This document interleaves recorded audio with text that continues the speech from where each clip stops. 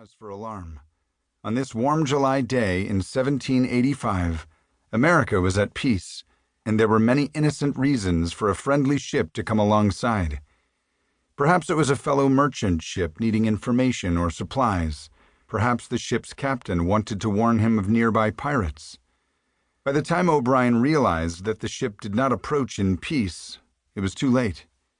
The American ship was no match for the Algerian vessel armed with 14 cannons. A raiding party with daggers gripped between their teeth swarmed over the sides of the Dauphin. The Algerians vastly outnumbered the American crew and quickly claimed the ship and all its goods in the name of the Dey, the Algerian ruler. Mercilessly, the pirates stripped O'Brien and his men of shoes, hats, and handkerchiefs, leaving them unprotected from the burning sun during the 12-day voyage back to the North African coast. On arrival in Algiers, the American captives were paraded through the streets as spectators jeered. The seamen were issued rough sets of Algerian clothing and 2 blankets each that were meant to last the entire period of captivity, whether it was a few weeks or 50 years. Kept in a fenced-in slave pen, they slept on a stone floor, gazing into the night sky. Each night there was a roll call, and any man who failed to respond promptly would be chained to a column and whipped soundly in the morning. Together with men of another captured ship, the Maria, O'Brien's Dauphin crew spent their days breaking boulders into rubble in the mountains, their hands shackled with iron chains. They worked this way Saturday through Thursday. On Friday, the Muslim holy day, the prisoners dragged massive sleds loaded with rubble nearly 2 miles to the harbor to be unloaded into the sea to form a breakwater, a submerged wall to protect the harbor from ocean waves. Their workdays began before the sun rose, and for a few blissfully cool hours they worked in darkness.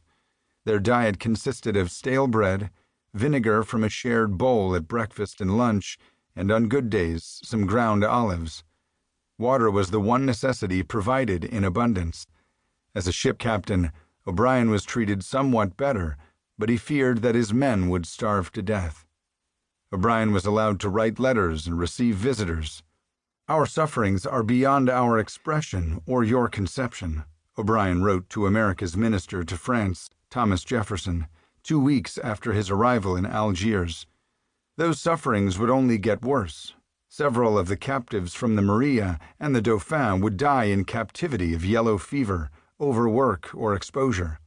And in some ways, they were the lucky ones. The ways out of prison for the remaining prisoners were few: convert to Islam, attempt to escape, or wait for their country to negotiate their release. A few of the captives would be ransomed, but for most, freedom remained out of reach as their thin blankets wore out year after year. Richard O'Brien would be 10 years a slave.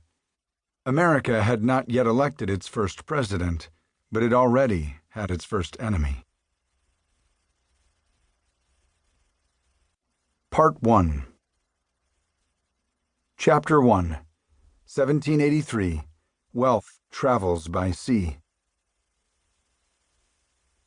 The United States, having won independence from Great Britain in the Revolutionary War, was a small nation positioned from the coast of the Atlantic Ocean on the east to the Great Lakes to the north and to the Mississippi River on the west. The land claimed by the new nation was the property of the native peoples who had lived on it for generations.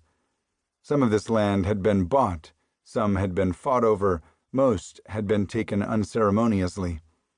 In addition, Spain claimed territory to the south and west of the country, as did Great Britain to the north. Before the Revolution, merchant ships carrying goods to sell in Europe had been protected by British warships and, during the war, by French ships. But those arrangements were over. Now American ships had to fend for themselves, and the new country did not yet have a navy.